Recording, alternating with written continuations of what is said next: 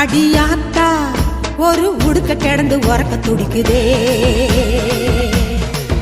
விளையாட்டா கயிறு போல உடம்பு முறுக்குதே, கொத்து சட அதில் நாகப்பட அடி ஓயாம சீருதம்மா, பெண்டுகளை குல பெண்டுகளை அது ஆட்டி படைக்குதம்மா.